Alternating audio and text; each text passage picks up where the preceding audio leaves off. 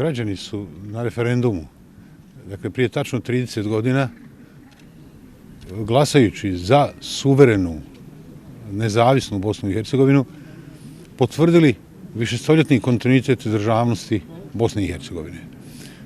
Bosna i Hercegovina je imala tih potvrda više, recimo i u vrijeme Zanobiha i Javnoja, u tom dugom kontinuitetu. Ono što je karakteristično za višestoljetni kontinuitet naše državnosti jeste da smo imali i zlatna vremena, zlatna doba Bosne i Hercegovine, ali i veoma i izrazito krizna vremena. U tom zlatnom vremenu trebalo je jačati bosansko-hercegovačko društvo u svakom pogledu, a u kriznim vremenima trebalo je Bosnu i Hercegovinu braniti i odbraniti. I jedno je istorijsko pravilo, a to je besmrtnost Bosne i Hercegovine.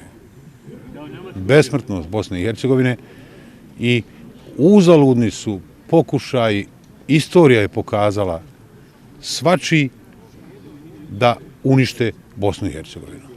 Bosna i Hercegovina je neuništiva.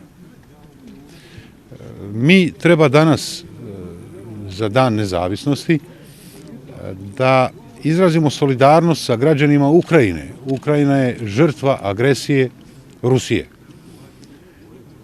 Ako ih iko razumije i treba razumjeti, to smo mi u Bosni i Hercegovini, jer smo i mi odmah po međunarodnom priznanju doživjeli agresiju. Agresiju Srbije i kvislinga u sinergiji sa kvislinzima iz Bosne i Hercegovine. Ali i lider tadašnji Srbije, Milošević, i tadašnji šef kvislinga, Radovan Karadžić, završili su u Hagu. Milošević je umro u haškom zatvoru, a Karadžić će umrijeti u haškom zatvoru, jer tako dugu kaznu sigurno ne može izdržati.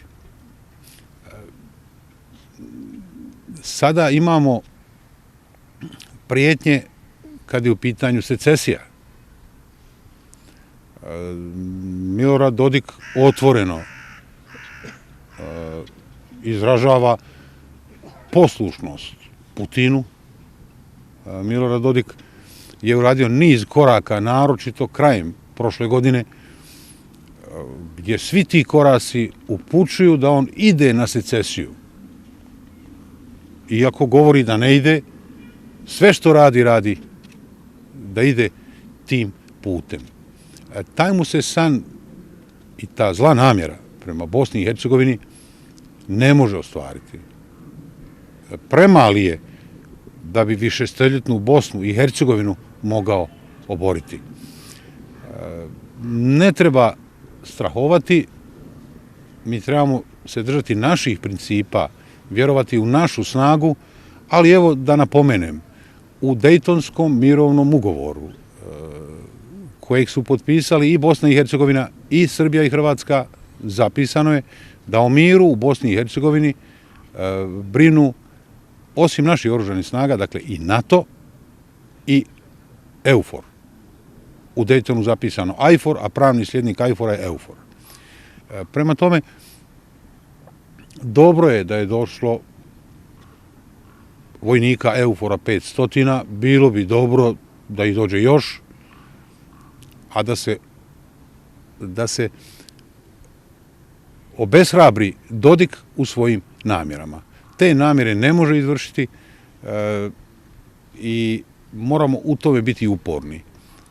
Dobro je i to u ovoj tragediji, u ovoj nesreći, u ovoj patnji ukrajinskog naroda, što više nema iz Zagreba da neko kaže da Dodik nije problem. I to je dobro, jer tačno se u velikim krizama zna ko je čovjek i na kojoj si strani.